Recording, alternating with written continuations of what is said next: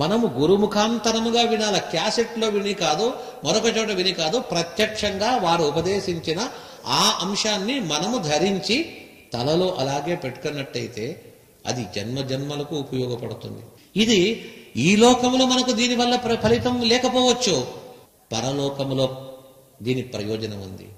మోక్షమనే మహాపురుషార్థం, జన్మ రాహిత్యము, తిరిగి మళ్ళా పుట్టి ఈ అప్పులు చేస్తూ మళ్ళా కష్టాలు పడుతూ ఈ తంటలు పడుతూ ఉండడం కంటే ఏమీ లేకుండా శాశ్వతంగా ఆ భగవంతుని ఎప్పుడూ ప్రత్యక్షంగా చూస్తూ ఉండే ఆ మంచి ఆ ముక్తి మోక్షలోక ప్రాప్తి కావాలన్నట్టయితే అది భాగవతం వల్ల లభిస్తుంది.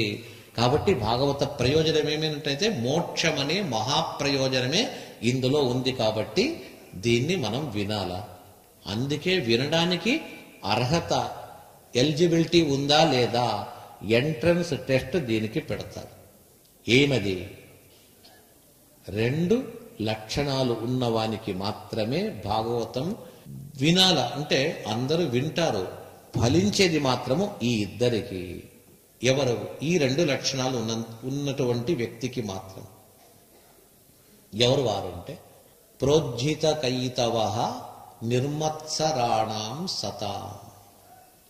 2 చెప్పారు. మనము ఏ సత్కార్యము చేసినా ఆ సత్కార్యాన్ని ఫలము ఆశించక భగవత్ ప్రీతి కొరకు కర్మను ఆచరించుట మొదటి కర్తవ్యం. ఇది ఒక సత్యనారాయణ స్వామి వ్రతమే ఇక్కడ చేయిస్తారు, ఇంకొక యజ్ఞం చేయిస్తారు, ఇంకొక పుణ్యకార్యం చేస్తాం. చేయించేటప్పుడు ఏం చేస్తాము? డబ్బు ఖర్చు పెట్టి 10 రూపాయలైనా ఖర్చు పెట్టేది 100 రూపాయల కోరికలు దాంట్లో కోరుతాం. మనం అంగడికి వెళ్ళి 10 రూపాయలు ఇచ్చి 100 రూపాయల సరుకులు ఇవ్వమంటే ఇస్తారా? మనం అదే పని చేస్తున్నాం. ఇప్పుడు చేసేది తక్కువ, అపేక్షించేది ఎక్కువైపోతుంది. శాస్త్రం అందుకే చెప్తుంది, సత్కార్యములు చేయండి, ఫలమును ఆశించవద్దండి. ఫలాన్ని భగవంతుడికి వదిలేసేయండి. ఏమిస్తామని కాదు, నేను చేస్తాను, నా కర్తవ్యం అని చేయండి. దాన్ని ఈశ్వరార్పణ బుద్ధితో చేయండి. ఈశ్వరార్పణ, భగవదర్పణ. చేసిన ప్రతి పని కూడా, ఏ యజ్ఞం చేసినా, దానం చేసినా, వ్రతం చేసినా, జపించినా, పారాయణం చేసినా, ప్రవహించే గోమతి నదిలో స్నానం చేసినా, దీనివల్ల భగవంతుడు, ఆ పరమాత్ముడు సంప్రీతుడగుగాక, అతని ప్రీతి కొరకు చేస్తున్నారు. నాకు వేరే ఏమొద్దు, భగవంతుని ప్రీతి.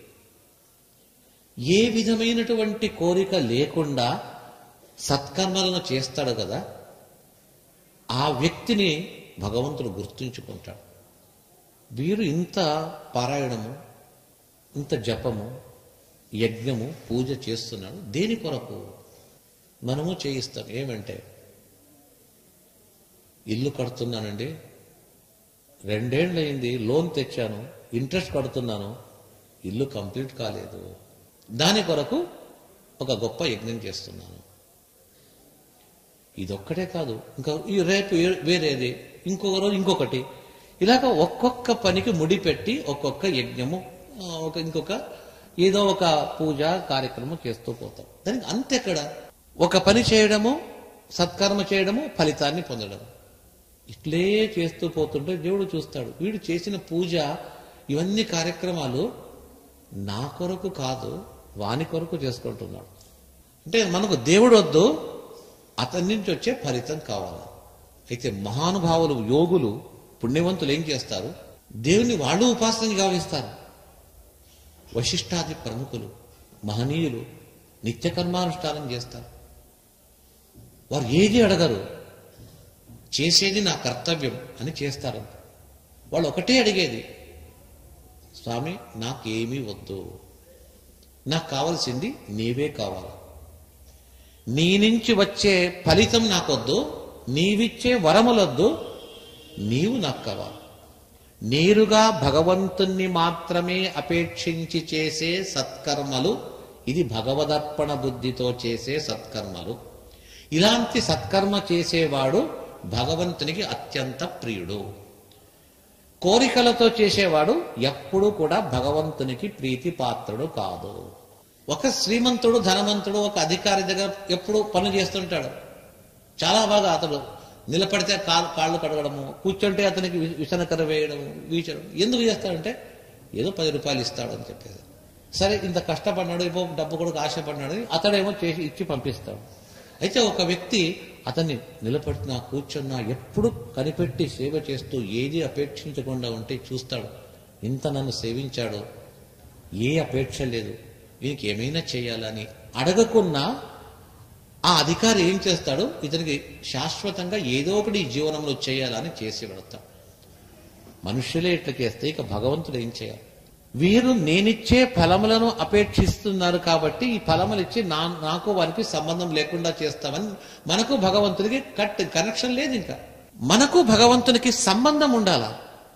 ఆ సంబంధం ఎలా పెరుగుతుంది అంటే నిష్కామ కర్మచే లభిస్తుంది. అలాంటి నిష్కామ కర్మను ఆచరించండి.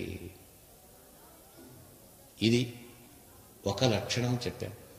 రెండవది అంటే మనము చేసే ప్రతి సత్కర్మలు భగవదర్పణ బుద్ధితో చేస్తూ ఫలాపేక్ష లేకుండా చేస్తూ ఉండడము. రెండవది నిర్మత్సరాణం సత, మంచివారు, సత్పురుషులు, సజ్జనులు, గొప్పవారు, వారి యందు మాత్సర్యము చేయరాదు. మాత్సర్యం అనేది సహజంగా మనుష్యుల గుణం. కాకపోతే అది ఎవరి దగ్గర చేయొద్దండి. ఎవరితో కూడా మాత్సర్యాన్ని ప్రదర్శించవద్దు. ఇంకా విశేషంగా పెద్దవారు, సత్పురుషుల యందు మాత్రం ఎప్పుడు మాత్సర్యం చేయగలరు. వారి యందు మాత్సర్యాన్ని ప్రదర్శిస్తే చాలా హాని అట. మనం చేసిన ప్రతి ఒక్కటి, ప్రతి పుణ్యము క్షీణమైపోతుందట. మహాత్ములతో, గొప్పవారితో, సజ్జనులతో చేసిన మాత్సర్యము తిరిగి హాని అవుతుంది.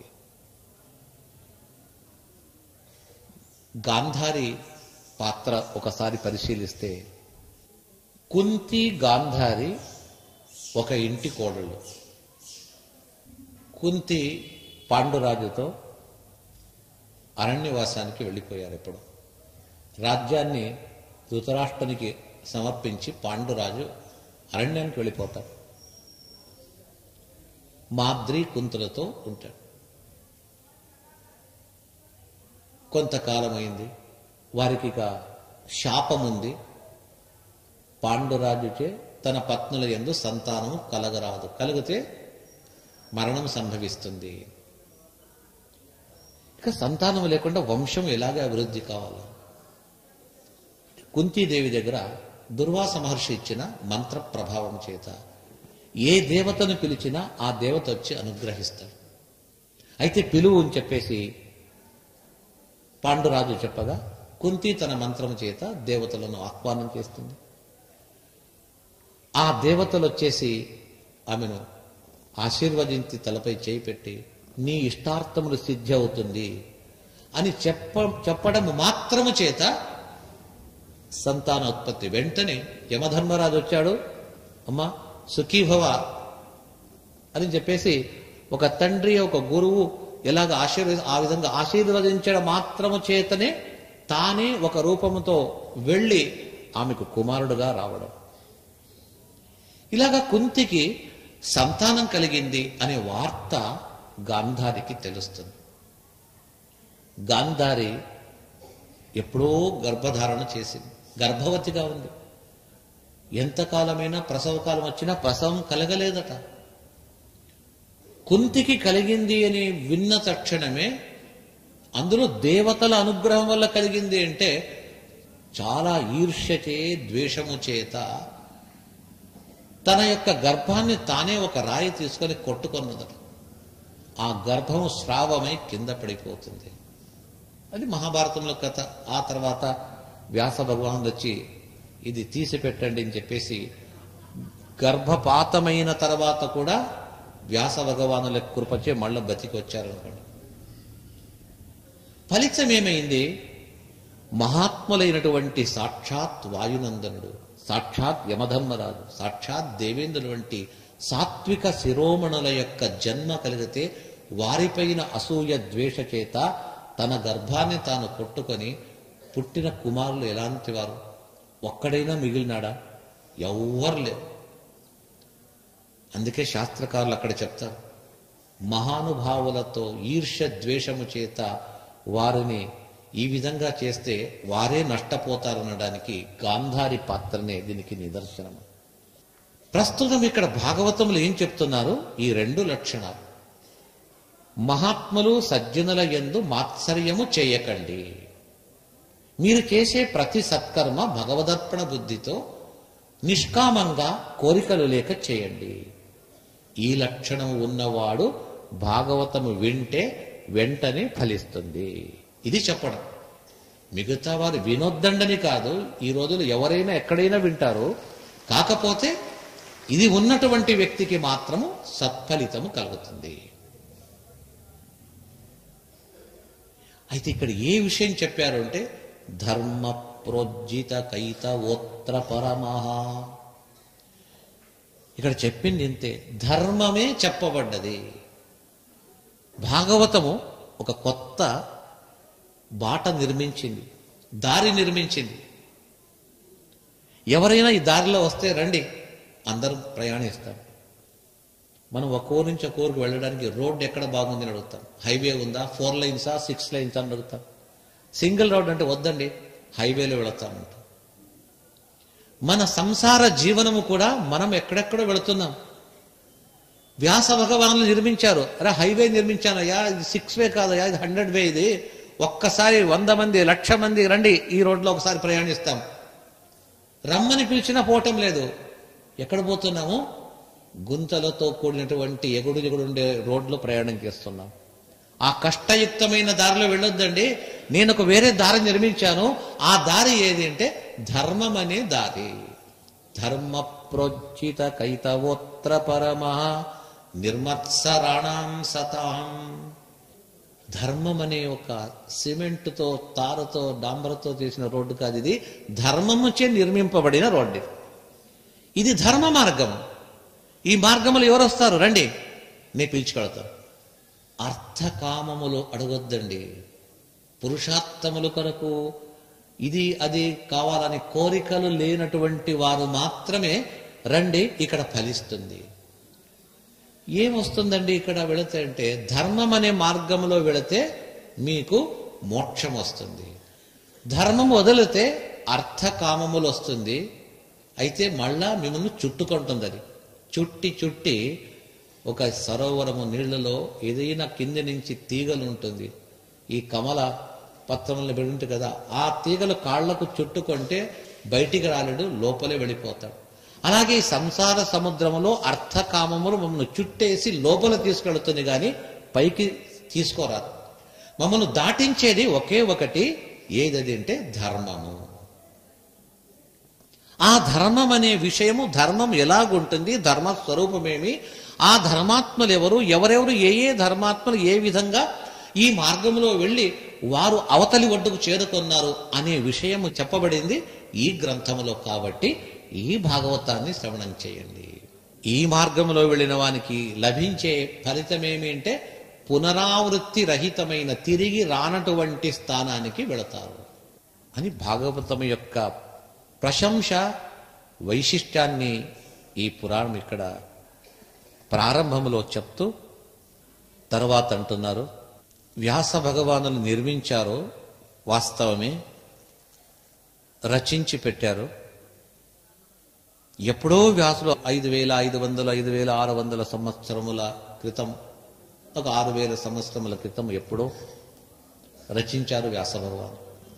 అతడు రచించిన తర్వాత అది ఏ విధంగా ఎటు వెళ్ళింది? ఎందరో మహానుభావులు రాస్తారు, ఎన్నో గ్రంథాలు, మాకు దొరికింది కొన్ని అయిపోయి. ఎందరో కవీశ్వరులు ఉన్నారు, వాళ్ళు రచించిన గ్రంథాలు ఏది దొరకటం లేదు. అరణ్య పుష్పముల వలె అంటారు. తెలుసా అరణ్య పుష్పములు అంటే? అరణ్యాల్లో మంచి మల్లెపూలు పెరుగుతుంది, ఉంటుంది, ఉండక కాదు, ఉందని ఎవరికి తెలియదు. అక్కడే పుట్టి అక్కడే పెరిగి అక్కడే రాలిపోతాం. అయితే కొన్ని పుష్పాలు మాత్రమే బయటికి వస్తుంది. ఒక సుభాషితకారుడు చెప్తాడు, కుసుమస్తవకశ్చైవ ద్వయీ వృత్తిర్ మనస్వినః. పూల గుచ్చము పుష్పగుచ్చము వలె మనిషికి రెండు గతులట. ఏది అంటే ఒకటి తలపై కూర్చోవడము, ఒకటి అక్కడే తాను రాలి కింద పడిపోవడం. అరణ్యములో పూలు చూడండి, ఎవరి దృష్టికి పడితే పూలు బాగుందని తీసుకుంటారు. తీసుకుని ఏం చేస్తారు? స్త్రీలైతే దాన్ని తలలో పెట్టుకుంటారు. తల ఎక్కుతుంది ఆ పూలు. లేకపోతే అక్కడే పెరిగి అక్కడే రాలిపోతుంది. మనిషి యొక్క గతి కూడా ఇలాగే ఉంటుందట. గురువుల అనుగ్రహము, జన్మాంతరంలో చేసిన పుణ్యము, భగవద్ అనుగ్రహము చేత ఒక వ్యక్తి బాగా పైకి వస్తాడు. తలపైన అంటే అందరిలో సమాజంలో చాలా పై భాగానికి వస్తాడట. లేదా అంటే అరణ్యములో పెరిగిన పుష్పము వలె అక్కడే పెరిగి అక్కడే రాలిపోతారు. ఆ విధంగా ఈ భాగవతమే కాదు, ఎన్నో గ్రంథాలు మన పూర్వీకులు రచించారు. ఎవరూ దాన్ని ఆదరించేవారు లేకుండా అది ఏ అరణ్యములో ఏ పర్ణశాలలో అక్కడే ఉండి అక్కడే వెళ్ళిపోయింది. ఈ భాగవతము అలా కాదు. రచించిన తర్వాత వ్యాస భగవానులు చాలా కాలం ఆలోచించి దీన్ని మంచి చోట చేర్చాలని చేర్చాడు. ఆ తర్వాత ఎలాగా ఇది లోకములో ప్రసిద్ధి ప్రచారం ఎలా జరిగింది, ప్రసారం ఎలా జరిగింది. ప్రచారం వేరే, ప్రసారం వేరే. ప్రసారం అంటే బ్రాడ్కాస్ట్. అది ఏ విధంగా భాగవతం ఆ రోజులు ఏమన్నా లైవ్ ఉండేదా? 6000 సంవత్సరం క్రితము ఏ భాగవతం ఒక చోట ఎలా వెళుతుంది? ఎవరైనా టేప్ రికార్డ్ చేశారా? వాయిస్ మెసేజ్ చేసినట్టు వాడు రికార్డ్ చేసి పంపించారా? ఎలాగొచ్చింది? వ్యాస భగవానులు ఇది మానవాళికి నేను అందించాలా? అష్టాదశ పురాణాల్లో 17 పురాణాలు ఒకవేళ చదవకున్నా ఈ ఒక్క పురాణమైనా ప్రతి ఒక్కరి తలలో వెళ్ళాలా? దాన్ని భద్రపరిచారు. అది క్రమక్రమంగా ఒకరి ముఖము, ఒకరి నుంచి ఒకరికి ఎలాగొచ్చిందని మళ్ళీ ఇంకోసారి వింటాం. అది ఒకరి నుంచి ఒకరికి అలాగే సంక్రమిస్తూ వచ్చి ఇప్పుడు విస్తారంగా శాఖోపశాఖలుగా ఒక వృక్షము పెరిగినట్టుగా ఆ భాగవతం ఇంత విస్తారం కావడానికి మూల స్రోతస్సు ఎక్కడి నుంచి అంటే ఈ నైమిషారణ్యం నుంచే. దానికి ఇంట్రడక్షన్, ఉపోద్ఘాతాన్ని చెప్తున్నారు వ్యాస భగవానులు. అదేమనేది చూస్తాం.